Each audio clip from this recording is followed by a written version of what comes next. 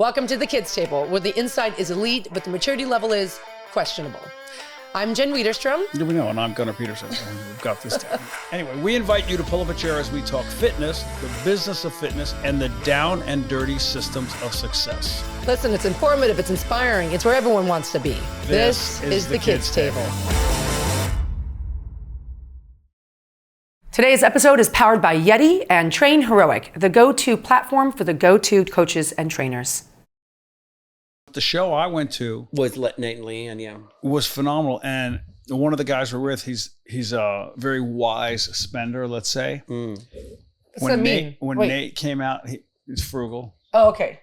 When Nate came out, cautious. He was Jewish. He was pissed because he had just paid to go to Nate's show somewhere at the arena. Yeah, and he's like, fuck, I just saw this. I think I made a joke and said, y'all are so lucky you got to see him there I said to Jess, $13. I said, I'm so glad I didn't go see that. I saw it right here. So wait, how does that work as a comedian? Because you were just saying you had a big show last night and you had people come through, and so let's say someone's ticket at an arena costs, $100, but you just kind of jokingly said, well, for $13 you saw him at my show. Yeah, it's a little more than $13, but yeah, but it's worth $13. Yes, it's a discounted rate. All of 13. It's not worth anything. But so it's just nice that people come that aren't my cousins. But it's I don't know. For some reason, I've just been beloved by the Nashville comedy community. We just became friends. I hit it at a great time that I didn't know was a great time. I just hit it before the everybody got really, really big. They were on their way, but they weren't like what they are now. And they just have all loved me. And so is it a matter of just like, hey, I've got a few slots open tonight. Do you want to come by and open? Well, I'm me? Friends with them, so I'll text them and say, are you available these dates? What's like? It just works out perfectly with their schedule. But also, I had literally heard. But I keep it a surprise too. My audiences never know who I'm bringing. I thought it was just you. I thought we were going to the Hugh Howser show. You were. No, I know. But then we got like the bonus dish, right? Yeah. It's like you go to a restaurant, and they go, and the chef's sending you this. Yes. And he brings out Nate Bargatze, and then he brings out Leanne Morgan, who I had just heard on Theo Vaughn's podcast 2 days prior, and I'm talking about me 100%. I was skipping up 12th Avenue South. Yeah. Were you? Yeah, of course. She was, I bet he's skipping up 12th Avenue. It killed me. That was one of the funniest parts. It was great. So I guess then, is it as part of this? I don't want to say the favorite. Like, hey, I've got space. Do you want to work on material? Because like at the Comedy Store in LA, people come through. Like I went on a random Wednesday night, and it was David Spade and Sebastian and a ton of great comics, and like Chris Rock just popped up last night or something. Yeah, and so is it also in part you giving them an opportunity, like on a different stage, to say, do you want to work through jokes? Yes, and we have different audiences, so and they like that, and they're like broadening their reach, I guess. But also sometimes my demographic's a little different than say a heterosexual. Wait, what? I'm a little bit different. So I've got a bunch of wealthy women, cute young girls, all that going on. You had a whole crowd. I'm actually both of those categories. So and they'll all be. And I'm gonna love this. And so all the straight guy performers love to come with me because they can see beautiful women. You had a whole table in the front row, all dressed the same one the night we went. Dressed like me. At Zanies. Yeah, in they the front blazers row. I didn't even realize it. At first I thought, are y'all wearing wigs? I walked out and then I thought, they're me. And I didn't realize that I didn't realize it. So girls, I love y'all. And I've got footage of that and I will post that. It was so great. Why didn't they stand up and say, we're dressed like you? But they were all in sequin red blazers with red wigs on. Well, it sounds kind of obvious. I think you were probably just in your game face. Well, I didn't know if we were like at a Sally Jesse Raphael conference. I didn't know what was going on. I didn't know if they had just been to a heart association meeting. And that's when you realized you had that many similarities to Sally Jesse Raphael. 1,000%. Yeah, okay. If she and Michael J. Fox had a baby, it'd be me. And this is pre. Oh yeah. Tell me about your show last night. You said it was a really big success. Great show last night. Felt so great last night. I had Lydia Popovich. I had Ellen Skermetti, who's a hysterical, like a big TikTok and Instagram star that is doing stand-up, and she's got this whole thing where she calls Jesus on the phone, and people love that. And then I had Dusty Slay. Yeah, I know him. I don't know him personally, but I follow him, and I've seen his stand-up. I start crying. I don't know. I feel like I should give money to like the Sudan or something. I feel like he's just a prophet. I feel like I should do something and help a neighbor. His delivery is so brilliant. Yeah, brilliant. Do you remember back in the day, Stephen Wright? Stephen Wright, yes. I forgot all about Stephen. Hi, Stephen. Yeah. But there's there's something with that monotone, chill, steady delivery, but it's just arrows, just killing. And he does this whole thing where he breaks down songs and he does the lyrics of country songs. He's got a new one that y'all will never believe. People were flipping their tables last night, and he's as calm as a cucumber. Yeah. And I do handstands and thrusts and are barely hanging on, and then you should see him on stage, right? And then Gunnar, and then everybody thought I was going to Gunnar Nelson's podcast today. Remember the Nelson twins that sang Your Love and Affection? Remember? And they had long hair. You don't remember them? They look like women. Sorry, I'm still 27, so right. Wow. Look up the Nelson twins. Or it's just called Nelson. Yeah, Nelson. Yeah. Aren't they the Nelson's children? Anyway, so we'll get into that later. But everyone thought I was going to that podcast. So funny. I typed You'll in black Nelson. out who they are. Just so you know, I got Nelson. Those like soap stars. I got Mandela first, Peltz second. There's that. Sardelli, and then I got Funeral Home. Should have looked up Gunnar first. Yeah. Okay. Just do Nelson twins. Gunnar and Matthew. Turns out. You'll die when you see the old. Nelson, duo, American rock band. How have you not gotten to the pictures yet? You're going to faint. Like there's only one reason to even look. Well, first of all, they're like two mermen. All I can see is like a there you dog. Go. That's it. That's all you need. Album cover with amazing. Dog hair. I remember listening to them like on spring break and people just losing their minds. Okay. Stop it. That's not them. Yeah. Prepare to faint. Let me see. Most amazing thing ever. Incredible. Beautiful. They were beautiful. Okay. And they live here, I think. Okay. Who doesn't? So how disappointed are you that this is not Gunnar Nelson? No, I think the fans will be upset, but I'm thrilled to be here. Ouch. Shots fired. No, then John Chris joined, and we do a whole duo thing together on stage, and we just have great synergy. We're polar opposites in every way possible. Don't you feel like the bond goes deeper when you get to perform with somebody? Like, do you feel like there's a friendship? There's a different 1,000%, and the crowd just could not get enough. We were going to do like 5 minutes, and we were up there forever. And then I still did my hour after that. Oh, yeah. So I host. A lot of people don't do this, but I like to be with my people, and I like to get out there and dazzle. And so I like to go out and greet and meet everybody. Yes. And go out first, and then I introduce each act. And a lot of stars don't do that, but I like to go out and. Dude, I love that format. I love it. Remember? Well, they come to see me. I want to be honest. I have the Kings of Comedy VHS. Of course you do. Okay. Is it actually VHS? It wasn't a VHS, and I've since bought it on Apple. But that was what the format was. It was Steve Harvey. Do you have like a wood grain television that you're looking at? Not any longer. Gravity ears. Yeah, but it was. Remember those? You'd have to kick it and hit change the channel. Gunner's a bit older than I. He had the knob. No, but Steve Harvey opened, and then he. Oh, it's amazing, right? And then it was like D.L. Hewley, and then Bernie Mac, and all that. Exactly. So it was Bernie Mac, Cedric the Entertainer, and so exactly the format you're talking about, which I wish more people did, or maybe had the ability to do, because that's part of it too. Not everybody can carry a show. Yeah. And Steve Harvey would come up, kind of do a little dazzle in between, introduce the next comic, and go. So good. It's amazing. Bill Burr did. Remember Bill Burr did? Monique. Oh yes. Remember Bill Burr did? It was like Bill Burr and Friends. Bill Burr. But he did it and Friends, and he brought up a bunch of people like that. Wait, so is this a monthly act for you? I did monthly forever. Now it's quarterly. Yeah. You kind of graduate. Yeah. So I did monthly at the Lab, which is a smaller club next to Zanies. And then I tour everywhere. But then I was doing that monthly. Sure. And then I started doing quarterly because I was going out of town a lot. And then sometimes when you're monthly somewhere, they're like, I can't come this month, but I'll go next month. And then you need to create a little demand. Yeah. So, and I did it for a year, almost 2 years. Wow. For the monthly. That's a lot. I will tell you though, I think people. I kind of missed the monthly, hate to be honest. I loved it. No. How'd you start with stand-up? How'd I start with it? Well, Leanne Morgan got me into it all together. We've been friends for all these years. So in my real life, I'm an event planner and I've done weddings forever, all around the world. And I would plan these events and I would hire comedians to entertain corporate events or do like MC, like what I'm hiring me now. Yeah. Back then, I didn't even think about it, y'all. Because I still love events, but back then I was so like, I'm the queen of events. So I'm having a ball with this. I didn't think about it. Yeah. And then I hired her or someone introduced us. We to this day, we have no idea how we were initially met. I think it was through this organization. I think they just said, there's this woman in Knoxville, Tennessee, who, lives nearby. It's not far, blah, blah. So I think it was just through that organization or that nonprofit. And so we did it. And and we met in the driveway, and she said, "Is that Andy Gibb?" She thought I was a BG.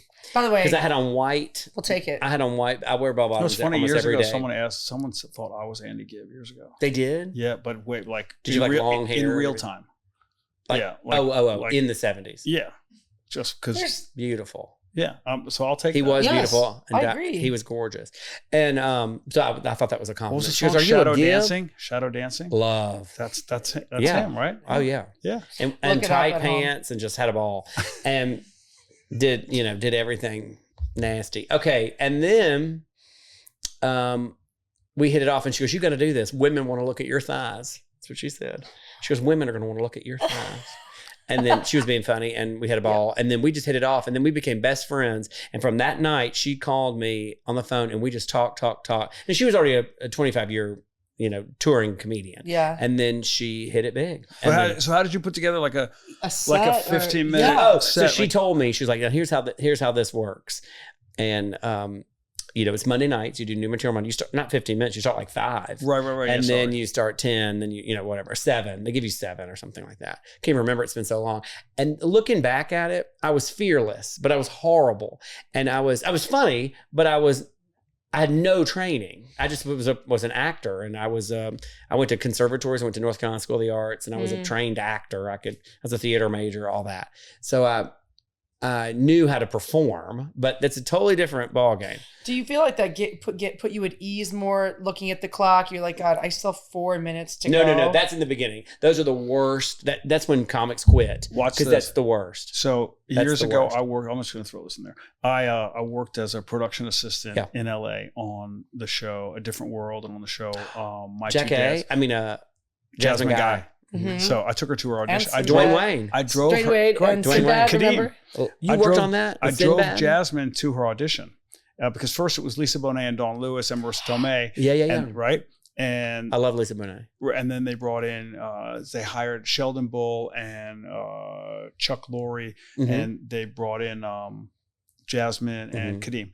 But anyway, someone told me, and it might have been one of the writers, Thad Mumford, and he said, stand-up comedy is the hardest thing in the world. And I think he had a pillow on his thing that said something like, it might be a Shakespeare quote, like, death is easy, comedy is hard, or something like that. Oh, right? yeah. That's a quote. And I remember saying to my buddy, I was like, how hard can it be? Get up, tell very jokes. Hard. Hang on.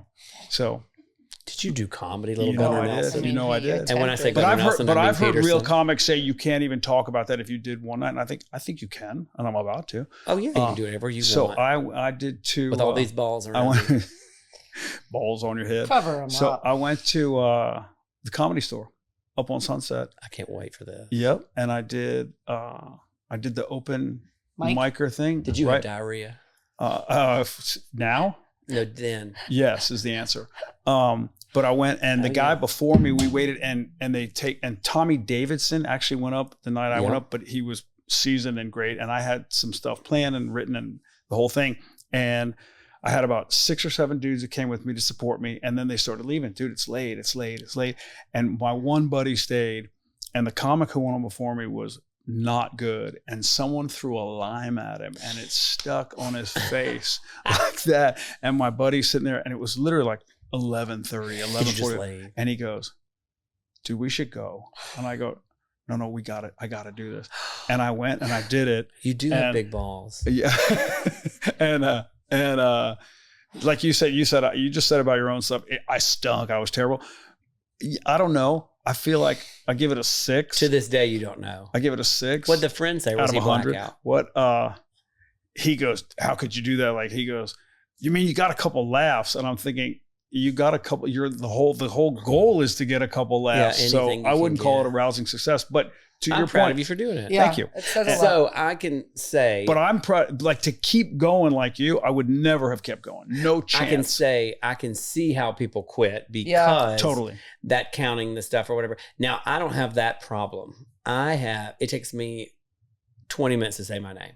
It takes me. I mean, I have so much to say. That's the problem with me. So I'm on the other side of the problem. Do you write? Everything. All and the it's time. all handwritten. Yeah, I have can see that. file cabinets and great. I'm old school, so it's not. I'll transfer it and type it, before a show or whatever. But it also makes me crazy when I've typed it because I'd rather it be in my handwriting. Yeah. It's a long story. So if someone pulls your string, watch out. You'll go. You'll just go. Absolutely. Go, I can change my act mid act. The whole thing. If it's not working, you can see something in the crowd and say, and go. And I don't pick on it. And it's really looked down upon of crowd work in the comedy world. That's where you communicate with the crowd. A lot of people do it, but it's kind of looked down upon. Yeah, but you can, instead of making fun of it, you can still take a piece of like, I saw you laughing at me. I know that's funny. No, yeah, totally. Yeah. Or somebody someone has a crazy outfit on. They're begging to me to say so. So I'll, mess with them, but I would never be. Were you always able to shift on the fly like you just said? Or? Always. Wow. See, that's a skill. And I could wing it if I had to, I'm in put in crazy situations. Like I have to do like a ladies' luncheon somewhere. I can't talk filthy. I can't.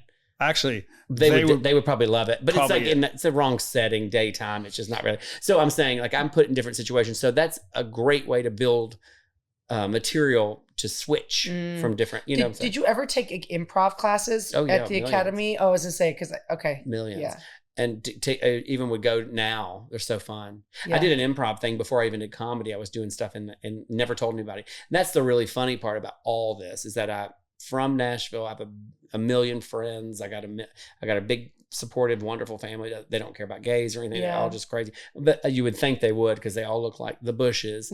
And I grew up in a very, conservative situation. Yeah. But they didn't know what to do with me. They thought we've given birth to Carol Burnett. We don't know what in the world this is. Carol Burnett was great. Amazing. Yeah. And so they didn't really have an option. I would do crazy performances even as a child or whatever. Yeah. What I was saying is I never told a living soul that I was doing comedy. Not even my family, not my sister, nobody. And I talked to my sister 30 times a day. I didn't speak a word. I would lie and say I had meetings, and I would do like a 4:00 show in Hillsborough Village for Vanderbilt parents that had on clear purses. Why did you not tell anyone? I wanted to see if I could do it. And Leanne said, and when I started doing that sort of stuff, and Leanne said, oh my gosh. And then I never had real true training. So then I went to her house, before I don't even know when this was, probably 10 years ago, to her house, and she gave me the way to do the hooks and all that. Were you more at ease? Because I'm reflecting back even in my own training. I had so much to say, and I had to get it down. Right. That's were you relieved? Because if let's say you go to the 4:00 show and there's only like 5 people in the audience versus 50, did that create some relief for you? Yeah, like, I would less people to disappoint, like kind of a thing. Because why I'm thinking in my brain is when I started teaching classes in fitness, I remember if there was like 2 to 5 people, I was like, oh, thank God. Mm-hmm. Like it's only a few people because I'm still learning and I overstuff the turkey too. I say I give too many cues. I have too much going on. And so if I had a class where I was like 10 people, 12 people, 30 people, when you're trying to grow, for me as a trainer, you want to grow the room, I would start to get such anxiety because I'm like, am I going to be able to keep everything in the air? No, I wanted more people because I wanted louder reaction, louder laughs. It's a little bit different there. I'm not teaching them anything, thank God. I guess. But I would have been a wonderful teacher. Can you imagine my bulletin boards? I mean, you still can. I would have chandeliers in my classroom, staircases, chandeliers and dream catchers. I have like a dumb waiter that brings like pedophores up. Yeah, a required. Yeah, yeah. My room would look like Liberace worked there. I was a teacher. What was I trying to say? Oh, I wanted more. I wanted to feel it. Yeah, I wanted to feel it. But also, I was just lying all the time. And then I started doing the new material Mondays, and then got a little following. Then I could sell a new material Monday out by myself. So I used to promote it all the time. Like, I'm going to new material Monday. I can't wait. And I would sell it out just because through social media. I would sell it out, and I was like, "This is." And family I should turn this into a business, and it wasn't just family. But I'm saying, your family knew by then. Like, I started telling them then. Yeah. Well, then I was. This is insane. Like people knew. What do you? They're like, I saw your son on set. What? Yeah. What was the point? Like the time frame from inception to selling out new material Mondays? Inception. Oh, so 4 years seriously. I mean, 6 years total, 4 years seriously. Okay. That's how I say it. Funny, I used to say as a trainer, I started the first couple of years, I feel like I put my toe in and I kind of had this. Well, I stopped. I did it back forever ago with Leanne. And then I stopped, just all cold turkey, just stopped. When you say you did it with her, like you opened for her, you traveled with her, all that? No, just opened for her and did Nashville shows. Okay. Oh, maybe we did travel a little bit, but nothing crazy. Not like a full tour, but I traveled and did some pop-up shows with her, and we just became best friends through it all. Right. And then she coached me, gave me like 4 pointers, and it changed my life. 4, that's it. And all it was is that I was having trouble connecting certain. I know I had no training. I could go out and give a public speech without even looking at a thing. But I couldn't connect a section of the jokes. So I was just drifting, and I would just be like, you'd be talking about like making fun of your family at Thanksgiving. Like, do you like cookies? I mean, like, you can't just like, you know what I'm saying? Okay. You can't switch into baking. Cool. Here's a question. I was having trouble with that, but I got it. Back in the day, like a lot of comics, the end goal was a sitcom, right? Mm-hmm. Like, and I want to be a best friend on a sitcom. That's a flight attendant. I mean, could you? By the way, imagine? right? Yes, I can, and I will watch it. I just want to be the best friend that shows up every day in his uniform, is headed to the airport, just stops by the house, and has a whole bunch to say. I have to tell you, I'm desperate for a show like this. Everything is just so heavy, and there's, and by the way, I tried to watch Ozark. Excellent show. Best ever. Exhausted. I couldn't get out of season 1. I was like, I am so stressed. Could someone turn a light bulb on in that house? But just one. The darkest house. No, with all those windows exposed. I'm like, can we pull a drape and turn a light on? But like, the darkest house. I find myve going back to the Everything office. needed dusting. It's the filthiest. Well, yeah. Well, they are in So is for you, because you said you trained as an actor, prepared all that, was the end goal, then you got into comedy, backed into comedy? Just to perform. Easy. And hey, whoa. I backed him. Does that mean you did it and still had hopes of TV or a sitcom, or that wasn't a thought? You're just I'm in hopes in anything. I will work like a hooker in Miami. Right. I will do whatever it takes. I will work. I have addiction to work. It's a problem. So why not? Meaning the stand-up not with an end goal. Like I'm not doing stand-up to get on a sitcom. I'm not doing stand-up to get in a movie. I'm doing stand-up because I'm doing stand-up. Doing stand-up for an end goal to get on a sitcom, yeah. Okay, probably. Still. Why not? Yeah. Have you thought about writing the sitcom? Or a book or something, yeah. Well, I mean, I just like... you know why what? not bring honestly, that show the to show, life? right? Honestly, the show itself, and I get texts all the time from people that are like, "Has anybody produced a show about you?" I'm talking huge, crazy people. Y'all would die who text me. I mean, you would never believe it. I'm like, no, and they're like, "Well, I want to produce it." I'm like, "Well, when do we talk?" So it's out there, and it's coming. Something's happening. I lived in LA 35 years. I've seen this movie 1,000 times. You are so right for that. Thank you. You are like it's so. Like you said, I'm dying for a show like that. I'm dying for something that's lighter fare. Yes. And I'm with you. We all want a best friend like Hugh. Oh, we do. So the levity, the fun, the realness. Like come on. Like, and I also think there's something, it was interesting. You were talking about how like, I could spend 20 minutes telling you my name because you are such a long form communicator verbally. Like that's what is the basis of a sitcom. Write it all out, get it all going, and then start to find where your scenes and acts are. I mean, like you actually are perfect to be the one that's writing, starring. And honestly, the community of it. Like I always said, I would love to work in a prison. I would love to work in a school. I like a casino. I like that community, that feeling of being housed. And like I would have loved to have worked if I didn't have aspirations to perform and be attention. What about like a residency in Vegas? Worship.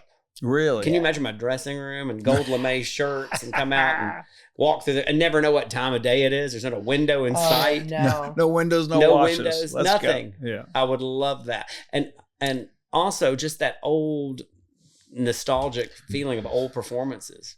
Carol Burnett, Liberace, Paul Lynde. How do you I'll bring it back to fitness. How do you hold it down physically? I see you. How do you I'm thick. But how do you stay on that? I work out every day. I have a trainer. With your schedule, how does that work? Oh, it's important to me though. I make sure it's done in the morning. I make sure it's done in the morning. on a fig. Oh, that's adorable. I need one of those. I'll find it. Send it to you. That's always. So It's always been important to me. But my family's so sporty. You'll die. Everybody's an athlete. Everybody's got records and that have not been beaten in high school. My mom's a TLPGA golfer. My dad played baseball for Vanderbilt. My sister's, all her kids have scholarships. Nobody ever. It's sports. So half of my act is about me. Imagine giving birth to me. Yeah. And when I go to the ballparks and visit my nieces, games, people think, is he going to sing the national anthem? Have we brought in is that an old Oak Ridge boy? Who is that? Is that somebody from the? Yeah, but you have some physical stature, right? When you walked in here, I'm like, oh yeah, he works out, man. He's dialed for sure. Like, by the way, I just have lats. You do have. Well, those are your traps. I mean traps. Yep. But I showed Hugh this no t-shirt. lats. Lats are back there. I've got those too. It's a t-shirt that says, "Damn, I might have to call in thick today." Thick. And it's this cute cartoon bear that's kind of wide, looking in the mirror. He's so adorable. I said I got to get him this shirt. But are you a morning worker? Like when you say Morning, morning, gotta get it over with. but it can't be early. There's no way you can burn. Oh, I can do it. I don't drink or anything. But you can't. Can you do? But with the night show, he's wondering how early. Oh you yeah, start. today, I did take an easy day, but I did do cardio today. So you can go late night at the show, late night at I can bounce the club, and then go clear, and then work out, and then work out early. And I tried to. I can't get through the day without it being done. And if I don't do it, I think about it constantly. Yeah. It never ends. That's a problem. How varied is it? We'll have a trainer that's very. So when you say we do cardio, do fascial stretch therapy and all that stuff too. That's awesome. Because I can't. And I hadn't done it in a while. We just had schedule didn't work out for a bit, and I did it the other day, and I was so sore from just that workout, that stretch, and then. It was 2 days later, I felt like a new human. Yeah. Mm-hmm. Like I felt energized. I felt like and he's like, I bet you feel so great today. I didn't even think about it. Yeah. I was just trying to get through the day. I was like, oh my God, I have felt unbelievable. And you're longer, he does like the measurement thing, like, one side of you. Have you done it before? Yeah. It's unbelievable. And I'm like, this is not doing anything. This is ridiculous. I want him to drop a car on my back. Yeah. And he's going, ding, ding, ding, ding. Oh, yeah. Boom, boom. Like nothing's happening. I'm like, you just fingered me. Like and then I'm like, what's I'm like, this is nothing. It's like, stop with the taps. I'm like, this is absurd. Yeah. I keep touching you inappropriately. Okay. Hey. I'm a Christian. But I was like, I didn't know, like, when I was over there, I was like, well, that's the most wasted money I've ever had in my life. And even told him to his face. I was like, thanks for tapping my calves. Yeah, and then you felt it open. Then all hell broke loose. Yeah. I couldn't get up from a restaurant table. Oh, no. I went to the Herban Market out here. Yes. Which is fabulous. My wife goes there all the time, loves it. But impossible. Oh, that's impossible the place with the $8 latte. Worst parking ever. Worst parking. Fight for your life. No, I just park in the back. I park with the women are just trucks crying, trying to get in. Yeah. Nobody can. It's wonderful. My wife Jess has a great like a trick there. She orders to pick it up and go. Yeah, zip in. Yeah, that's the only way. Well, I have only been recently going, but I went there the other day. The whole point was I could not get it from the table. That's I was funny. going, and I thought people were like, "Oh, isn't that sweet? Somebody's redheaded aunt can't get up. Look, someone's brought cousin Hortense." If you stop wearing the Sally Jesse glasses, they're not going to think about you as I know I got some red glasses recently, but they're not Sally. But I like red. I think both of you have a level of ADHD. Terrible. Correct? Okay. I don't have ADHD. I just have mine's controllable because you'll die. An ADD person can't do that. I have a mix of it. Okay, you and see, I'm picking up something on both you and Gunnar. This so is lucky. You're lucky that this I fit is you gorgeous. In. By the way, this handwriting is to die for. Mm-hmm. So every day is like I'm very psychotic about I have to be working, busy. Also psychotic. Same. You guys are the same man. But I keep mine in my notes on the phone. Because I used to do that. And I do this and phone. So the girl who ran my gym used to go, why do you have it written? And I used to write, scratch out, write, scratch out. Have it written. So mine's in my notes and it syncs to my computer. You don't write anything anymore? Not anymore. I've swapped fully to the phone. Yeah. But we're more older people. But every single thing I do is in there. And it gives me great pleasure to delete it. It's off the list. It's it's like some accomplishment thing. But I like this because I like to go back and look at things. Like the other day I was like, what was the address? Like you're on here, right here, look. Yeah. With the address written in. So I went back and looked at something like research, like it was the 80s. I was like, let me get some microfiche out. No, but what I'm picking up meet you at the card catalog. Right. But I've always liked it written. And I can't, like, this is in the car, like in my front car seat, you know, sometimes because I'm like, I don't know about that day. And I like that. I realized I had to get rid of the paper because things were moving too much for me. But the reason, but I put it in the phone. The reason to go down this rabbit hole is I'm wondering with both of you, if you don't get your movement in, does that ADD or ADHD energy turn into anxiety? I used to say I have AD because I couldn't wait around for the next D. Right. Gotta go. Right. I don't have. Although you could wait around for the next D. No, but like I was like the traffic just now that sent me into orbit. Yeah. I'm never late. Yeah. Right. And if I am late, I'm a crazy apology. You know. Yeah, but it makes, I think, for both of you, that morning workout an anchor. I'm morning like guy I don't, like you said, like I cannot miss it. And I like it done. Yeah. Yeah, it's not like rush, get it done. I just like it done so that I can continue the day, move on. But you're better having done it. Yes, and I'm actually stronger in the afternoon. I'm not tired in the afternoon. Can you work out in the afternoon? I can, but I can't. I'm worthless. I'm actually better though because I've done some things where like when you say stronger, like what movements are you? Well, I'm just a little bit sleepier in the morning, so I need to get up a little bit earlier than I do probably. You mean so like your ability to be more intense with your weight training is better PM? Yeah, because I've done like an afternoon, like after lunch workout, and I've eaten, and I'm like strong. Man. Well, there's some fun facts. I mean, technically, and I switched my creatine up now. I'm doing different creatine now. More? Yes, but I was doing alkaline forever, like so. I don't have a kidney left, but I was doing it. They're overrated. Yeah, useless. Well, what do you? And I got 2. Anyway, so I was saying I've got 2. I switched them up a little bit because I think the alkaline was making me so bloated. I felt more bloated, and now I'm doing the HCl. Well, here's fun fact. Does it even matter? Hydrochloride versus monohydrate? There should only be one. Yeah, you just want monohydrate. That's it. Monohydrate creatine. There should be one ingredient listed in your creatine. But one of them's HCl. You want monohydrate. So what was I taking before? Period. Who knows? Just check the label, throw the other one away. Okay, got it. I was taking one that had. See, everybody's writing this down right now. You know, scrambling. In it. They're writing in jelly. Oh. They've got jelly on their kitchen. They're writing it down in there in jelly. Yeah, I was taking one that had a stimulant, which was, I would say unnecessary, but I didn't mind it. And now I've switched. Jim, who I work with, the company, just put out a creatine. So now it's plain. It's no stimulant. How many grams a day are you doing? Now I'm between 12 and 15. Yeah. I do 10 grams. What about you? I gotta see what the capsule. They're capsules. Oh, okay. But you take 2. Have you tried the chewables? The chewable, yeah. Momentous just came out with the chewable creatines. You got to take too many, but they're like candy. I think that was the point. It was like this too idea. Much. So like there's 1 or 2 grams of creatine per little chewy. That's a lot of fun, but I'd rather eat different different sugar. And then can't you just and you get creatine in steak and stuff too. Yeah. Well, that's I think the really big misnomer that if you just literally have animal protein, you're covered. But I've been bumping up mine because I don't eat red meat very often. All day long. Oh, just through those gritted teeth. I could eat meat. Yeah, I'm a meat. I mean, I eat meat.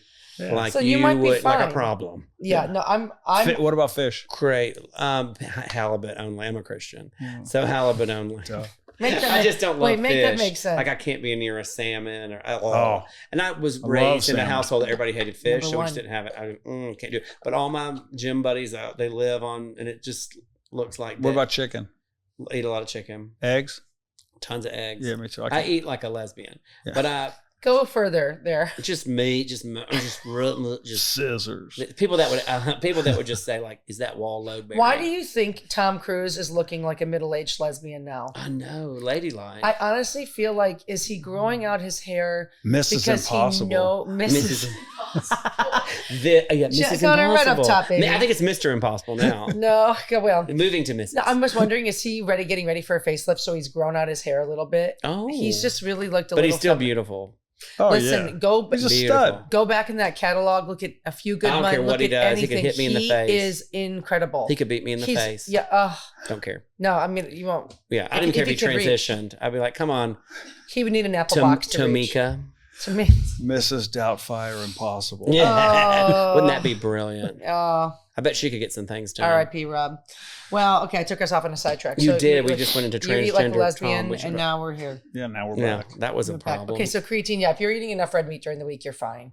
I think so much red meat. I'm still a fan of supplementing it. Like hamburger, I'll eat like a healthy meatloaf. I make that all the time. There's this new recipe for this unbelievable meatloaf that I eat all the time, and it's not really even a meatloaf. It's like a thin meatloaf. You make in a skillet. Did they ruin it with the ketchup on top?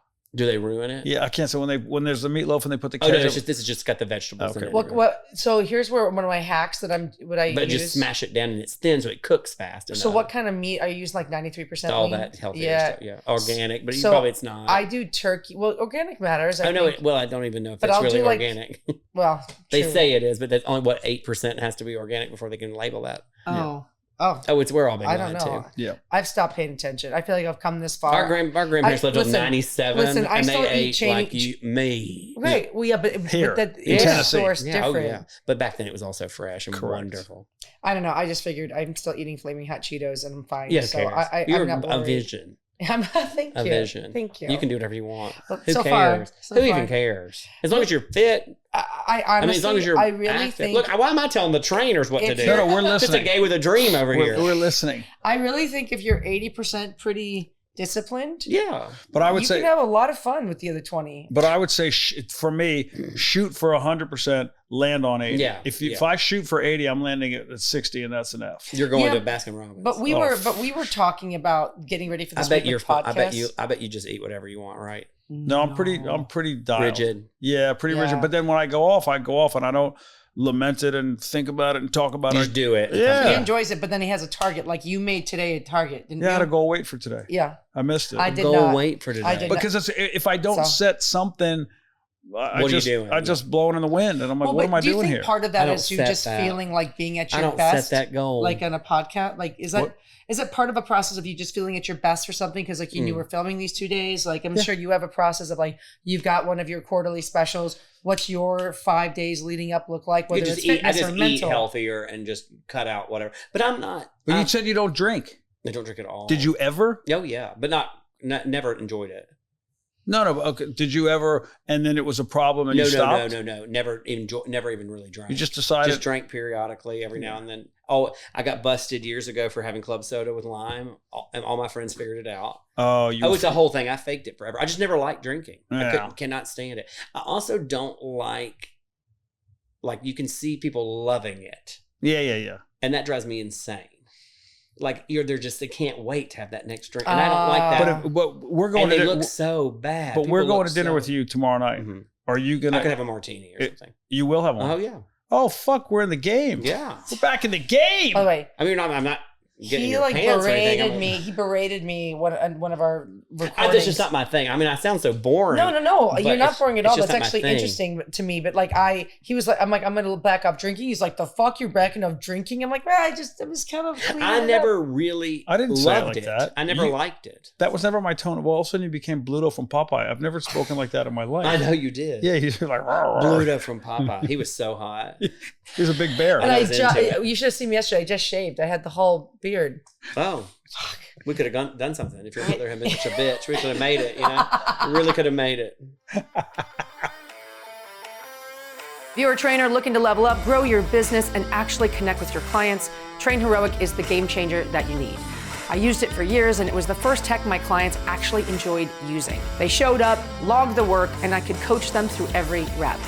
Trusted by top coaches since 2012, plans start at just $10 a month. And you get your first 14 days for free. So head to trainheroic.com/the kids table to start your free trial now. If I got in here and you had a beard, I've been like, what are you doing Thursday? I got a question for you. This was popping in my mind. I heard, Jimmy Carr? Jimmy Carr, yeah. Yeah, okay. Course. I know, but just making sure. I heard him get asked on a thing, and I'm not going to steal somebody else's question, but I will. What's the most offensive joke you've ever written? And I heard him say it, and he does. I'm sure you've heard that, but it was pretty wild. But it wasn't like off the charts where you go, can't. So you said you're a clean comic. I am a clean comic, but I'm filthy in person, but not like. Yeah, but I am too. And filthy in person. People go, oh, you can't say that. We were on a show. We did a podcast a while back, and see if you remember this. And Jen said, we talked about something, and she goes, well, now it's tainted. And I looked at her, I go, you just said taint. And she goes, what? I said tainted. I go, you said taint. I fucking heard you. And she goes, what? I go, what are you going to just throw queef out next? I go, and she goes, what? And then we had a guest, and he goes, and then Sean goes, is it spelled the same? Yeah. So we ganged up on her about it. So to me, I think there's always room for that, right? Oh, 1,000%. Like Joan Rivers, she just said, you never got AIDS from hate. I mean, like those kind of crazy jokes. Now, I'm a diehard Joan Rivers fan, and she said unbelievable things. She'd be murdered now, but she, those kind of jarring statements, which maybe wake jarring people is up, the word. Wake people up and think, oh my gosh, like just I had a client making fun of a very, very stressful thing can really help somebody get through it, because someone that's been diagnosed with cancer, somebody that's whatever, you can, I mean, no one should have to go through that without a little bit of humor and be like, you know what? We are humans. This happens. But that's the beauty of comedy. Like, you guys keep us laughing in times when we find it hard to smile. You know what I mean? And I've got friends that'll say he's a clean comic, but he'll call your friend fat. And I'm like, and I'll do fat jokes, and I talk about country people that look like fat jokes back in. Can't we say fat? Oh yeah, I don't care if they couldn't. Yeah. Do you think you have to be? Do you think you have to be fat? No, because everybody's jabbing themselves anyway, so no one's fat anymore. My son goes, Dad, how come you can't say? And he was talking about certain things, and I go, isn't it funny? You can say someone's tall, you can say someone's thin, you can say someone's old, someone's young, but you can't say they're fat. Why? And I'm like, if you didn't care about weight and how the world is so weird, then why are you jabbing yourself? Like, oh, I thought you were so happy, body positive. Right. I thought you were so thrilled. Body positivity went away. I think that's over. When GLP, they're like, we don't have to be happy anymore. When GLP-1, we're gonna look like barn owls. Everybody looks like a barn owl. When GLP-1 got to the party, Kelly Osbourne, body positivity walked right out. Sick as dogs. And they looked so good with weight on them. Oh, they looked beautiful. They were beautiful, and they looked so good. And then you just know that they're so unhappy. And then you think to yourself, at what point are they not like, we've gotten the weight off? Because now they're just a shin. That's all that's left. Just a shin. Just a shin. That's all that's there. What's happening based on Chinese people that I do know, I know. Sorry. Come on, catch up.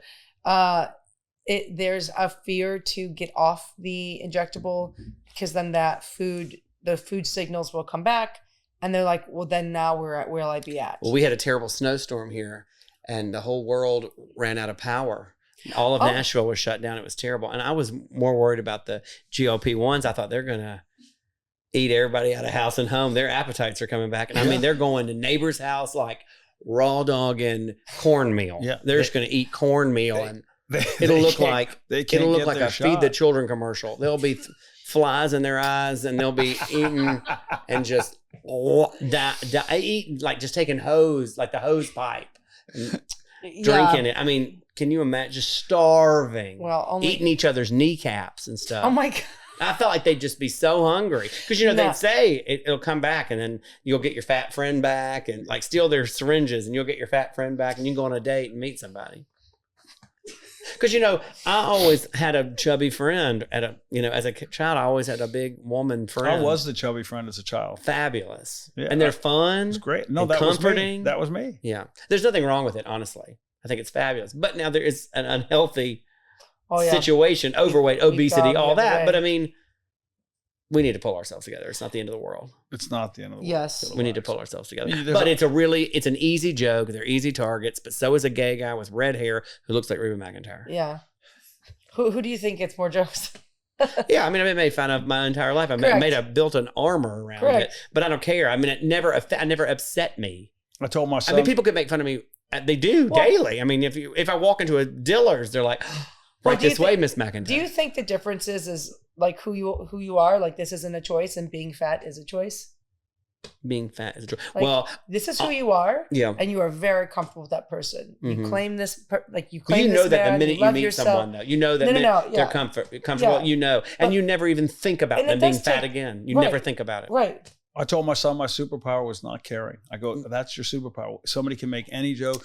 You can make a joke about a tragedy in somebody's life, and it doesn't affect you. It doesn't affect you. We've done that, though. The whole country, we've all done that. Social media, all that. We've done that to the fat people. We've made them feel bad. We've made them gays feel bad. We've made them. But it's a daily choice. It's hard to keep the weight up. But you can't make me feel bad. What, to keep it off? keep it up. You know how many calories? Oh, to be enormous, you mean? Well, but what's enormous? I mean, I'm talking like morbidly obese. Where I know, they but can't like one of my longest a rag friends, and a stick to clean. One of my best friends. He's like our Chris Farley. He is hilarious. He's the best, and like he wasn't under 300 pounds in over like 2 decades. Like and we worry about him. His heart. He's on heart medication already, and then and then he started GLP-1 and it's like brought Ty back. And that's great. No, and so he's still a big guy. Like he's not, what did you call a rag and a mop? Like rag and a stick, shoving it in his legs to clean. Oh, exactly. When they get so big, they have that was a different joke. Now I got you. But there's a whole difference in that laziness and that stuff and all that. But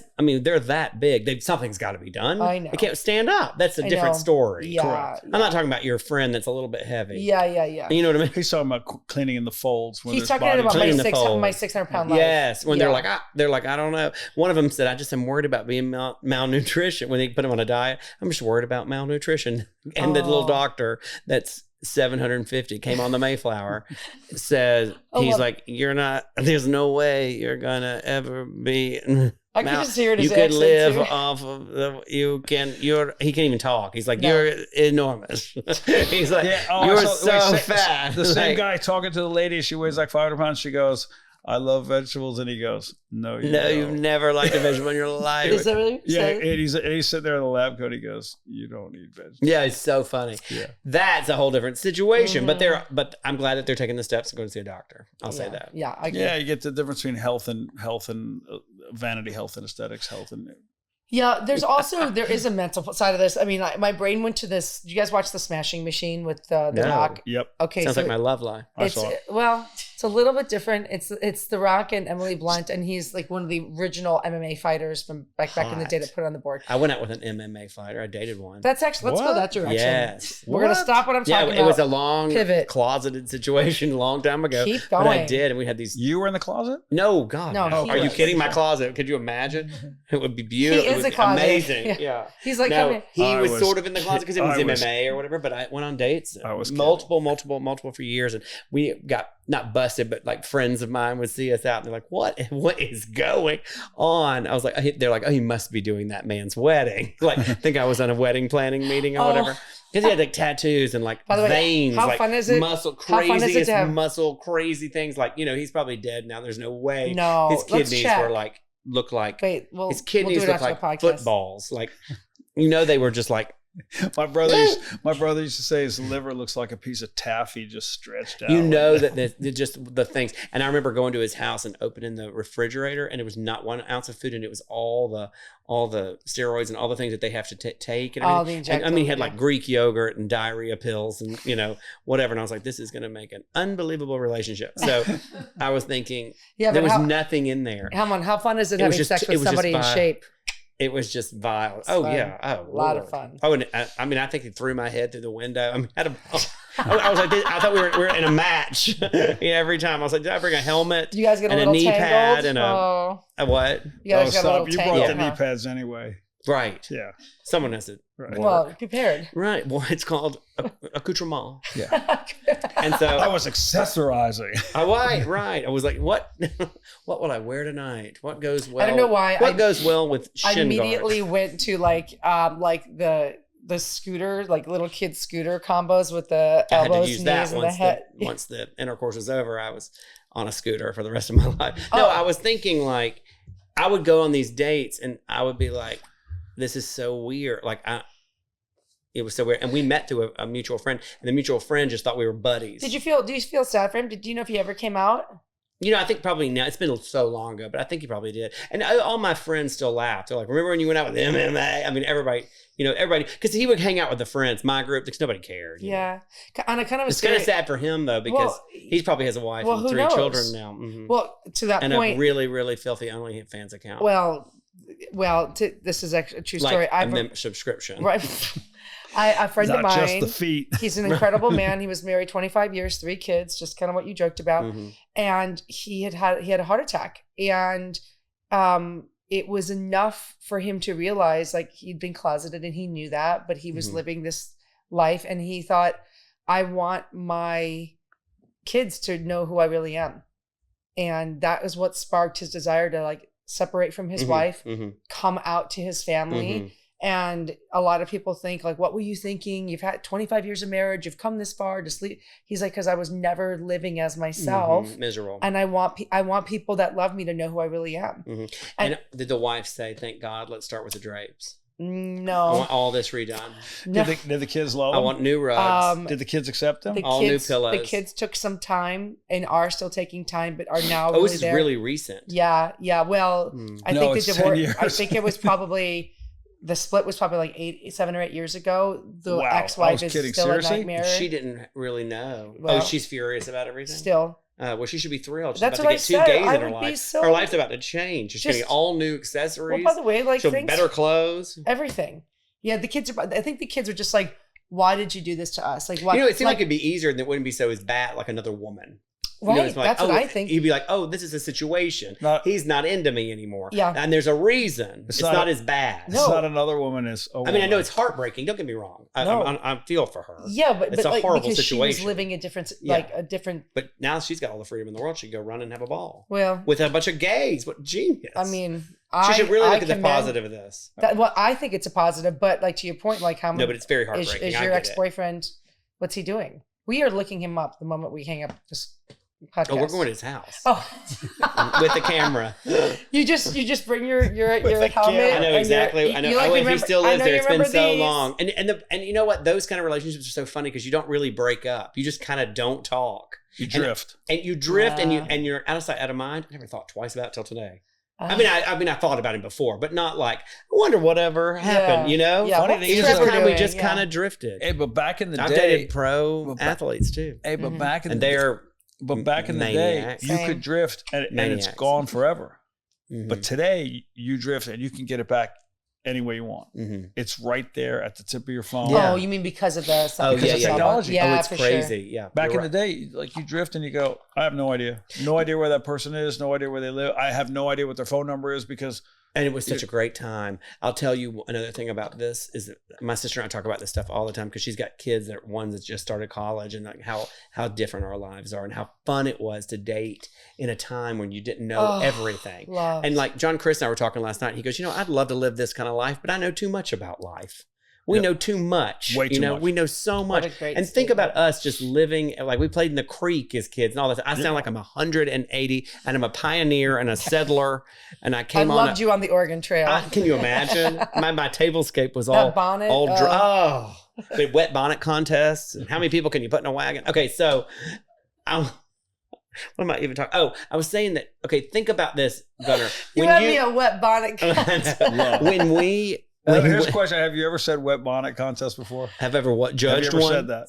Never in my life. Never done that. Right but here. he went to judge one. No, but I like how fast it came out. Wet bonnet contest. I'm telling you, you guys are kindred spirits. Well, what I'm saying is that back then, you'd be in college and you'd be dating somebody or had met somebody and you'd be so excited to see if they were coming to the bar you were at or wherever, and you'd be waiting patiently, be like, oh my God, I hope they come back tonight. And you have to calculate, wait, if they're there, maybe they're at this place. And then you try to track it. But then it wasn't stalking. You were just, you're just hopeful. Correct. And you were calculating, wait, I wonder if they go not to that stalking. place. You were just like, I hope to see them. Like, it wasn't. Talk to Gunnar's roommate because he had baseball practice with him today. Let him know that some of us girls are going. Like it was the game of telephone. You never knew if you weren't invited to a party. Yeah. You never knew if you could have friends over and you'd have to invite that one person that you didn't get along with the other person. Nobody's feelings were hurt. You just got to live your life. And so I was thinking about, you used to wait at bars and pray to God. Of course, I was closeted and I was just excited for my friends, or whatever. I was just like, oh, I can't wait for maybe he's got a brother that's made some choices. Okay, so I was thinking, who enjoys a loafer? Okay, so I thought maybe we'll get. I just see you looking at shoes in the bar. Being like, who? Maybe. Yeah. Oh, you can't even imagine stories. I got stories you wouldn't believe. Everyone's. I don't want to say everybody's gay, but there's a thing. There was a time where it would just be like, wait, y'all, I thought y'all liked girls. It was weird. Okay, so there's that. I should train this publicist, and he said to me once, the difference between a gay man and a straight man is 2 drinks. I go, whoa, no, hey. Well, it's a thing. There's a thing about it, and the reason that I mean, I have a million straight guy friends. I have a weird dichotomy of friends. I have friends that like hunt and fish and could care, and they are so straight. They don't care about gays. So it doesn't even cross their mind. And you really get to know them when they're that secure. You know, Yeah. The ones that are like, F those gays and I'm like, y'all would kill to be gay you would. for 30 seconds. Yeah, Do for you sure. know, you know If Bob, nobody was looking, you'd lick it, Carol. do you know about I have some what about dirty what about the hair stories. Yeah. test? What's that? So I used to be good friends with Bob Harper.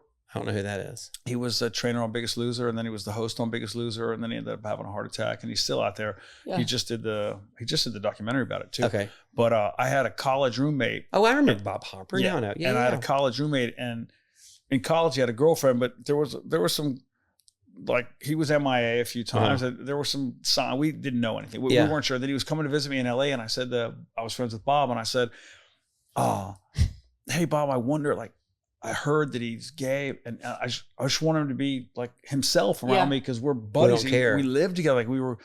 And Bob goes, do the hair test. I said, what's a hair test? And he goes, when you're talking to him, look at his hair and make sure he sees you looking at his hair. And he'll want to know. And then go back to looking at him and talking to him. And if within 10 seconds he touches his hair, he's gay.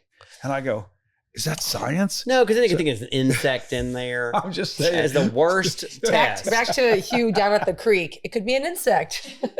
Right. I mean, like if someone's looking at your hair, you're going to touch your hair. I know, but it was I get it. Yeah. To I me, get it was I'm furious about this test. It was such a funny thing. So I'm looking at it. I'm with you. You and I are like, nah. On what? We don't believe it. We I don't think look at their hair tests. crotch and you'd know. That's probably a better look. Maybe Like if that's you went down. Maybe that's what he meant. It's wild though. That hair? How many straight? How many? I have a lot of friends in the gay community. I cannot tell you how many stories. Not you. I know. I'm fruit fly. Right. Yeah, you can tell. Oh, I knew immediately. I landed on your shoulder. How many straight men they've hung out with, had a couple cocktails with, and they're like blowing or each come other. out to No, me but and be they're like, having sex by the end of the night or curious. or and- they'll say like, I've got a friend that I think is gay, and they're talking about themselves, and they'll tell you this whole saga about this person, Stop. and at the end of the night you're in a car with them, Just and I blowing was them. like, you know, No, because no. or you know, I'm in a situation may not have wanted to be in that situation, and I'm like, Oh. oh, it's you, like you know, like Oh. I didn't know it was you. Yeah, you know, I'm like, oh no. I was Oh. like, I get out here. This is my exit. Oh. I'm like, I gotta go. You know, like I can't get it because Oh. sometimes, you know, 9 times out of 10, you know, that'd be fun. But then you're just like, whoa, hold up. Yeah. And also, if they're married and there's this whole saga, like I can't be the other Can't get woman. mixed up. No, No, I've got too much going on. Yeah. No, by the way. Can't fit that in your schedule. No, it will not go in the calendar. It will not go in the calendar. And another thing, that's going to come out. Always 100 does. Well, no, that's going to No go back to what matter we talked what. about. That's going to come out today. Mm-hmm. 30 years ago, maybe not. Mm-hmm. Yep. But that's when they were, as Theo Vaughn says, hooking up behind the GameStop. Yeah. Yep. Oh, He has what's a that joke mean? about Hysterical. about hooking up like men back in the day. He's like, you need to do, if you're going to be gay, you need to be OG gay. Those men would go and hook up behind a GameStop Oh, a and game, come home. like game. The store GameStop where people buy video Yeah. games. Oh, He's just saying like behind a strip mall. I was thinking hunting, like game shooting. Okay, No, I'm he with means you. like That's hooking up behind a funny. Walgreens. Behind He's the- like, men were secretly hooking up and then go home and do homework with Do their you kids. think men now though are more Weird. willing to say that But they for have sure had to interest be in men? true. Maybe. But kind of hot. Do what? I have a handful of straight friends that I've been straight through like as long as I knew, and they're like, I don't know, I'd be open to it. Like I'm like, oh, so you're bi? And they're like, I guess. I'm like, I don't know. There's no such thing as bi in the No, straight we had man's to world. choose. That's We what- had to choose. That's They what I was should gonna choose. say. Don't you? Is it? No, but I can see how you'd be attracted to both sexes. Have you I don't had think that's it. have you had sex with a woman before? Never. I'm Okay. a Christian. Yeah, no, you're what do they call that? Gold card? No, I'm not technically gold card, but Oh. I have never. Is that what it's called? Yeah. There you go. Gold star. Game. Gold star. But if you haven't had sex with a woman, how do you not have your gold star? Because I have like kissed a woman or, you know, Wait. Yeah. That kiss. No, or like did you I've use had your like tongue? but never intercourse with a woman. I'm like, show me the video, and we'll tell well, you. it was 100. It's college. Oh, show me the pictures. Yeah. I don't know if we took that. We have that. James Cameron. With an old sketch. Canon ELPH sketches. camera back then. Charcoal We could download sketch. it to a device and print it. Okay, so this is actually good information. To be a Gold Star gay, you can't. It's even worse. A Gold Star gay is you were born by C-section. Oh, you've never touched a Wow. woman's Mm-hmm. vagina. Wow. Mm-hmm. That's Gold Star? That's Gold Star. And then there's platinum and all that. I think I learned those things all the time. I don't really know. I just sort of roll with it. That'll be our goal. I'm gonna do some research. I'll come back. I have a lot of women fans, so they like to see if they can. Oh, wow. Really? Bring you out? No, they like to see if they can Turn convert me, to that, Not like on stage, like but I've had situations where they're like, "Are you are you really gay? Do you have to be gay?" I'm like, "I'm not hooking up with you in the back of in a green room." I've had crazy stuff. We all have. All comics have crazy things. You wouldn't believe the stories that I've heard.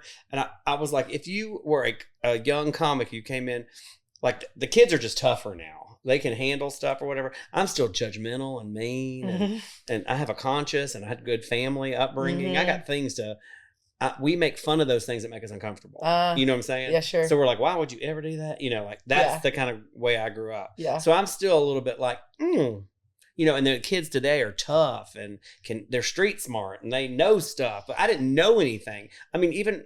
I just didn't know anything. Like I didn't know any gay stuff. I didn't know any of that. Like I just didn't. There was no resource, and like you didn't know, like how, like to find another gay person. Can't go to the microfiche for that. Can't. You can't back then. You couldn't. Couldn't go to the card catalog. Do you know what a microfiche is? No, So microfiches are teeny tiny, clear pieces of paper that they put magazines on. And the entire magazine is on one card, every page. And you scan it through. You didn't have this you're 27. So in high school, you would have to go do research and with a microfiche. And you push this thing under. You did it. Yeah, 100%. That's why when you said it, that's why I said we have to go and do our research. Encyclopedias were on. Yeah. And you'd scan it under this big thing and they would blow up. And it would come up on a screen and you'd Cool. go. On old movies like The Net. You remember? Yeah, of course. Okay, when she goes to they go to the library and they scan that thing and they print off an old newspaper article. Yes. That's microfiche. Oh. And so I make microfiche jokes all the time. And do you remember in the 80s or not the 80s? Do you remember in high school, did you ever have an overhead projector? Yes, of course. Where they bring the clear sheet on? Clear sheet down. Okay, that's the math on the board. So imagine that and that goes on and then it blows it up on this big screen. I mean, in the library, we had these big microfiche. And don't you remember it was like somebody was always looking at something dirty? Yeah, of course. Yeah. Sounds like that you're was saying, me. That was are you me. spelling it micro FISH? micro. FICHE. EAE. Okay, FICHE. microfiche. Okay. Wow. You learn something new every day. I know. Gosh. Pretty good tech, actually. It was brilliant, though, back then. It was just big drawers of them. By the way, you look over at Gunnar, he just peeks at his watch. I know, He's like, sorry. okay, get off the I microfiche, want to you be two. respectful of Hugh's time. Yeah, No, I'm fine. I'm a hooker in Miami. No, we paid for you. Filthiest, You're here for at least 5 more minutes. I know, Filthiest joke I've never you've ever seen written. so many toys in a room. What? So sure you have in your nightstand. Sweating. Filthiest joke you've ever written. Funniest? Filthiest. Filthiest joke. He's shaking his back Probably there. that my ankles were earrings.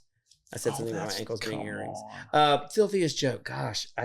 They have Dark and Dirty showcase and they'd beg me to go. Yeah. All the time. So I'd have to write a whole thing about it. I mean, that was like the dirtiest thing I wrote recently was that my ankles were earrings.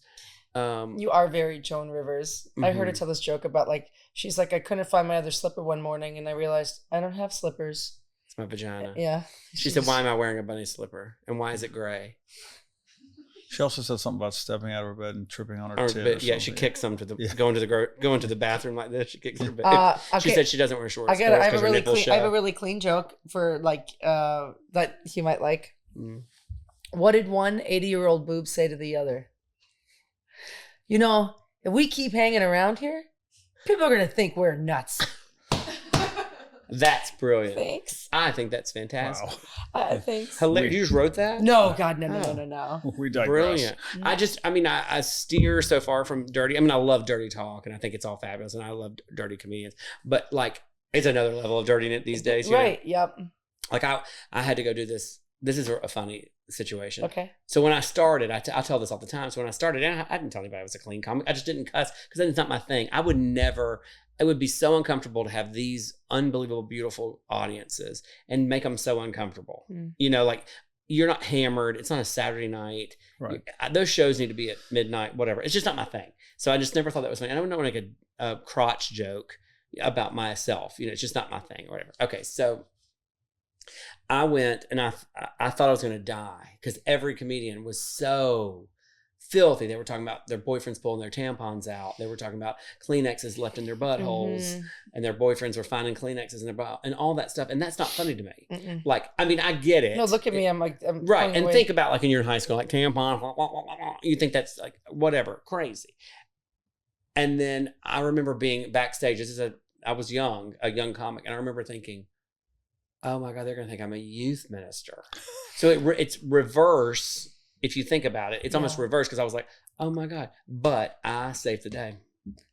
And I brought the room to their knees talking about childhood, because of being gay in the South, childhood stuff, you know, like little Ilya, the skater that I'm obsessed with, that thing could fit in that tote bag. Is he not unbelievable? But don't you know he loved to run errands with his grandmother as a child? Don't you know that he had umbrellas? But I'd rather have that humor. I have found that like the people I laugh the hardest with are the ones that are not really pushing. I don't want to say grotesque. But I don't want anyone to know that. That was my secret to my success. I was like, I don't want to keep being dirty. Yeah. Do you? But it's nothing wrong with it. I'm not like judging them. It's just not my thing. And then. So you never even had to make a choice. I never was dirty to begin with. I'm not going to cuss. I'm not going to this. It's just. That's just who he is. Innate to who you are. I am. I cuss and during the day. I mean, I remember, like, don't you remember your teachers when you heard them cuss? Oh, yeah. And you'd be like, what? Yeah, I loved it. I loved it. And then I worked in news. I worked in TV forever. I worked in television station forever. And the anchors would be the worst. You can't cuss on the air, obviously. Right. They had the worst mouths. And I thought that was so cool. Yeah, me too. You know, like I remember being like, oh, yeah, I can't wait to call. And he'd be like the most refined, beautiful news anchor. And she had the worst mouth. But what's cool about that is the juxtaposition of their life. It's the refined woman. It's remember and then the camera comes off and they are a whole nother, and I think that's fabulous. So I would imagine if you remember that movie The Blind Side? Of course, yeah. Do I? Right. Okay. So to me, that character, if she had cussed in it, I played her wig. Yeah. You were great. Thank you. Were you nominated? I was for best bang. And she was that kind of woman that put together, dropping an F-bomb is awesome. Because she does that. Nah, I don't think she goes that hard, but she does say a couple things to the guy in the stands. I remember that. Oh, it's fantastic. It's fantastic. Oh, it's fantastic. It's because, but to me, it's the juxtaposition. And think about somebody that you know does not cuss, and when they do, you're like, oh, yeah, I love it. I'm like, oh, we're kindred spirits. Yes. That's why I wonder. It's a way of. And there's also people that cuss. It's so awful. They don't do it well. Well, actually, that's funny. You know what I'm saying? They're just, they're the worst cussers. But they use them as misnomers, right? Like they're like too nerdy to cuss or something. Does that make sense? Well, so I'm going to throw out something, and I talked to. You see like a little goosey woman, and she's like saying F and all. And you're like. But they say it at the wrong time. Yeah, they put it yes. Right. But hang on today. So that's funny. There's a trend going on now, according to someone I worked with today, who's young and has her finger on the pulse. And she said now they use the C word as you're nodding. I love that. See, they know.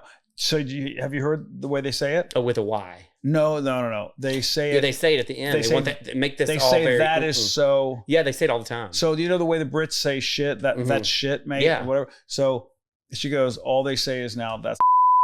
Yeah. Or it's good giving way. Huh? They say it's giving. So if I say that, and it means I like if I love this water, I say, oh, that's. No, like if you ish, they're saying it that way. Yeah. And then they'll say like this is giving. I said to her, I'm going to ask that today on a podcast. I want to know because I want to be up with that. I think using But words, I was raised thinking that was like the N word. But like when people say fuckery, right? I find that hysterical because I don't say it like that, but I love that there's a new clever way to work that word into a phrase. But so to use the C word like that, I think that's funny. I like it. Let's run. Yeah, and I think it's okay. Let's run with the trend. I'm okay with that coming from a woman or whatever. You know, like it's such a especially from a woman who's put together And I think I've even said like it was kind of shocking to me. I was in a situation where they were all saying, it came up all the time, like they were talking about a jacket and like it's giving blank, and I was like. Whoa. I was like, are you? What do? How? I was like, are we allowed to say that? It's giving what C vibes, or it's just giving C. That's it. Just the word. Like, is this word? Giving yeah, that's what they say it all the time. Or I mean, it's constant. It happens all day long. Did you say it's constant? Constant. You did not. I did not. Play that back. He said never. You would never say that word. Really? I would never. No, it's so offensive. But I would never. But I was raised that way. But I would never. It also doesn't track for me. Like, I don't understand. No, and I've also been celebrating a woman? I've also grown up saying that. Like, if somebody hit me with their car, I might say it. Yes, but I'm saying, I was so shocked by it. I mean, I think I need to adjust. Yeah, I think maybe I can get there. Yeah, but I would never say it on stage. Yeah, I would do a whole bit about how uncomfortable it is. That's what I should do. I would do an entire bit about how people, kids are saying it, and I'm going. I think I'm funnier going backwards. Like I stole bozo, whether you said it or Monroe. I'm like, hey, look at this bozo. I used to I'm like knucklehead. Yeah, I think knucklehead, bozo. People say that all the time. Knucklehead and bozo. To me, I love when somebody says jackass when they go. He's such a. I like jackass. Yeah, I never liked the word jerk. I thought that was so it didn't do anything. I never liked jerk. I never liked crap. You know what? I don't like the word wad. Brett Bartholomew. I have a problem with that word. Saying, a big wad. Wad. I hate wad. Oh, there's dickwad. I've still not said it. I hate wad. I don't say butthead, dickhead. You know how people don't like the word moist? I hate wad. Wad. It's a weird thing. I've been a dick problem with me since I was a kid. What? A big wad. I'm like, a big wad. What city? So you travel everywhere. You know who? Actually, your girl Leanne Morgan says the word butthole sometimes. All the time. And it's hysterical. It's brilliant. It's right. That works. But the way she says it with her accent. Big butthole today. She said he's a huge butthole. She just said it to me, and that means. But I've used that word forever, and I use it with my kids. Really bad. She's meaning. Right. But it's such a great word. But I'd rather go back than go forward with this. A big fan. When you travel, what cities have the best audiences? What cities where do you connect the most? And I'm not being whatever. I sound like I'm Joel Osteen or something, but Give it to us, Joel. My fans want us to succeed. My fans are there for a night of, they have planned this. They have gone to dinner. Because they're not eating cheese sticks. They are ready for a night. They want to be entertained, and they don't want to be uncomfortable. They don't want to be like, I want you to be able to bring your aunt. I'm going to say I've got edge, but I'm not going to scare you to death. Yeah. But I'm going to say something you'll be like, oh, go, And so my fans want to, they're not combative. So, there's some comics, the fans are terrifying. They're like, they fight with them, and it's wild. I mean, I've been through it all. Yeah. And so it was actually a big famous comic told me, they said that he's like, there's so much more to you than comedy. He told me that, like you said to me, like there's so much more to you than comedy. They want to know every detail about your life. Yeah. It's very true. They're like, they want to know where you live. They want to know your house. They want to know what you're buying. They want to know he's like, you need to, this is more. They want to know what's on your mug. They do. Yeah. And Leanne Morgan tells me all the time, she goes, if you see my DMs, people DM me and say, will you ask Hugh if I can wear a wooden necklace to dinner? And she goes, I'm not going to ask him. I'm scared to death of him. Yeah. She goes, I feel like he's going to slap my teeth out. But what were the best cities? Going back, like answering your question. But my best audiences, we were asking where they are. Well, no, I was going to say in the South. But but I would say, but I have great audiences in California. They love me. Yeah, I thought they were going to annihilate me because the people in front of me were talking about, masturbating on tacos and eating it and crazy. Oh, dude, I've walked out of That's the thing. And I was like. I'm looking for no, but I would say that like in that way of they're wanting to know your life and all that stuff. You in the truest sense of the word, you're an influencer in that way. Like people are drawn to that because they want to know. It's like you're setting the bar, and by being the guy who doesn't say that word and doesn't do this and acts like this and respects the fact that they're coming out for an evening of dinner or whatever, you are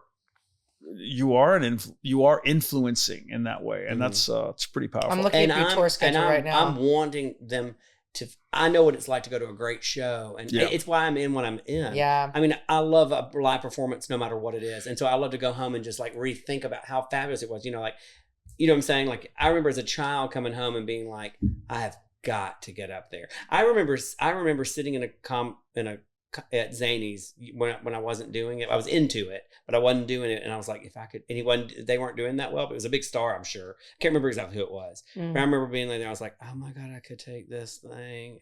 I was talking like this in my mouth. I was like, I could take this thing. Early ventriloquism. Yeah. I was like, oh my gosh, I could make this place take its panties off. Yeah. I was like, they're gonna die. But you just actually said something a second ago. You're just because I wanted to get up there and help him. So but it's not like, you know, but you're not looking at it as a comic doing a set. You're looking at it as what you just said was a performance. Mm-hmm. Yeah. It's a live performance. And I'm not saying other comics don't look at it, but it's not referred to like that all the time. They're like, I did a set or I went up there, whatever. Like you're taking it back to a different era and doing a full performance and bringing the audience with you. That's exactly what I'm doing. But also that's why I actually had a question for you, like, what's the end goals of a sitcom? Is this? And I wrote my note. It's like, I kind of love you as a host. Yes. Like, and you bringing everyone else out and letting them get their shine, but then it comes back to you. I've been to shows at the Improv and at the Comedy Store where there's one person hosting it. And when that person is not that relevant or not that great, they're literally just kind of coming out announcing, saying the name, like a narrator or something. Yeah. And then they're literally they're like a place card holder, and and you just go, nah, okay, and you don't remember them, and that's neither here nor there. That's not judgmental. But when you're coming out, you're doing 2, 3, 5, 10 minutes in between each person you bring up.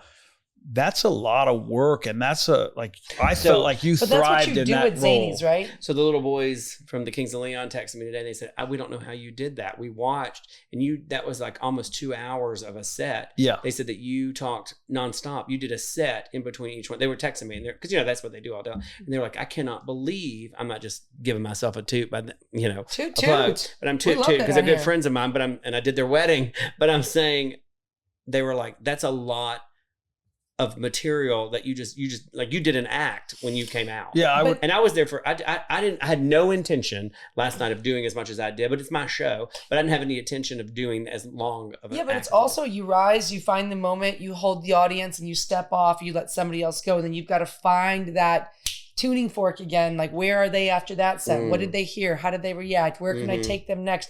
So you're constantly doing that temperature check throughout the night, which to me, it is, yes, it's material, but like, it's you really kind of engineering the night piece by piece, but like with the audience. Like it feels like it's a group. It's a group. No aspirations to own a comedy club the way Joe Rogan did. But people always ask me that. Yeah, I would think because I would design it beautifully, but I haven't. Like chandeliers. I'm looking at your. So you're going to be in Lexington in April. April 26th. Yeah, Kentucky. I haven't put all the dates on there. Okay, good. But I was wondering, like, why can't we take what you're doing at Zanies on the road? Like, how fun to like do. When you said you were in California, were you in LA or where did you? LA, yeah. Did you have one? A showcase. You did do a showcase. How fun though to like do that again. And I was beloved. Do you know who Eddie Iff is? Eddie Ift?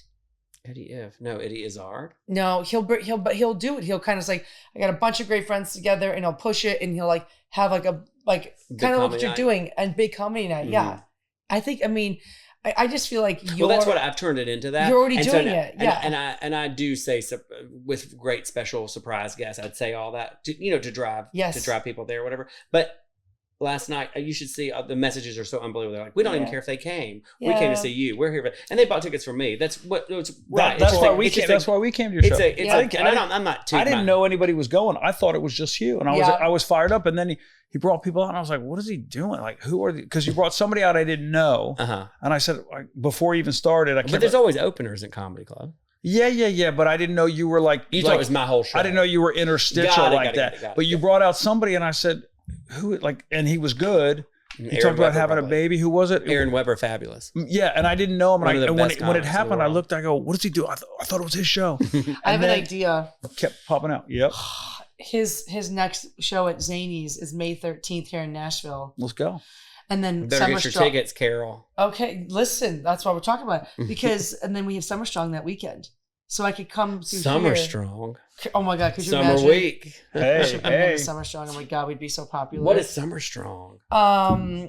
You would love it. It's a bunch MMA of fighters? Some. It's just it's like 90% Raw male. dog in it. Stop with the raw. It's your 90%. third time. You don't get any more raw dogs in this Did conversation. I say more? I said that again before. That's Never said it in my life. Oh my Raw God. dog? In my life, that raw dog. I've heard said it. that. I've only heard it twice. What did I talk about earlier? Oh, But by the way, it's never enough. filthy. Right, that's what I say. No, it's a big strength and conditioning conference where people come from all over to learn about systems around performance, weight training. Is everybody just like BO and barely hanging on, or are they all? Do they all smell, have a little bit of a No, it's cool. It's breath? trainers and it's more strength coaches than trainers, but there are trainers and Is gym it like an owners. actual conference or y'all working out? No, it's a conference, and then at night there's like a deadlift Everybody just competition. looking at it. There's a lot of that. Is there really a deadlift competition? Oh, yeah. Hot. Yeah. Are there gays like that buy tickets and sit Just you. to watch? But you. Could you I'll buy imagine your just ticket. one seat? We can arrange that. Yeah, we really can. We always sit for. What do y'all wear review. Speedos and dance and all that? It's the gayest thing It's in a the world. little different bodybuilding. than that. The gas. In the world. Also, Um, it's country line dancing. Nothing gayer. What about They're like deep, but What about doodle. bodybuilders country line dancing? Oh, Perfect marriage. it's a Thursday. I'll talk to. Listen, we've got the Arnold Sports Festival coming up in about a month. I can talk to Arnold about maybe adding that as one of the Do activities. we know Arnold? And you know all those beautiful, like Mike, what's his name? O'Hearn. Or Mike whatever. O'Hearn, yeah. Beautiful. That's all the gays worship. Yeah, Yeah. yeah, I believe it. It's a whole thing. Um, that's a whole thing in the community. Okay, so really sure. quick, where do people find you? Instagram is I mean, probably how best. else would they ever Hugh get Howser? followers? Do what? I mean, you're in a panty. Do It's called one. Gay for Pay. Yep. Then they're like, I don't know why I'm so sick of these gays. I'm like, you are farting and whistling at the same time. You're in a G-string. You're 60, and your nipples are the size of this microphone, and you're wondering, and you're spray tanned. You're terracotta, It's a beautiful. and shade. you're asking why are gays into me? Yeah. You're in a thong, spread eagle on internet. Have a good day. Yeah. You should be questioning your own life. Well, money's money. I think a lot for of a lot them of are. them. Oh, yeah, yeah. exactly. When it's Yeah. quiet at night and they're sitting there, head on the pillow, I think they're questioning their own life. Oh, you know, and maybe a little bit of How do I? maybe a little bit of pre-workout still gurgling, Oh, no doubt. and their toenails they can feel their heartbeat in their toenails, Oh, and they just little can't sleep. trend. Nobody, they're like, I can't sleep. I'm like, can't imagine why. Your endocrine system is going Shot to shit, son. Your hematocrit looks like lava. Your hematocrit. The hematocrit. Oh, Yeah. Really quick. People can find you your Instagram and your website. Hugh Howser. Right? Mhm. HOWER. WSER. Howser. HOWSER. Yeah. That's little old me. Any parting words? What do you think? No, we're gonna Can have we dinner do with you it? tomorrow night. I'm Yeah. We so are. Yeah. we are. yeah. I'm so fired up I about can't wait that. for But in the dinner. meantime, you are always Welcome to come here and squat. you always have a seat at the kids' table. I love it. Is this called the kids' table? Yeah. That's right. That's It's such a kids' table.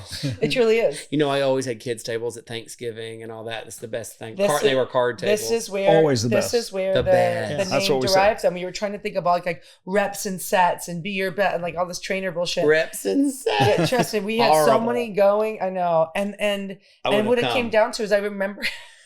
Didn't even know the name.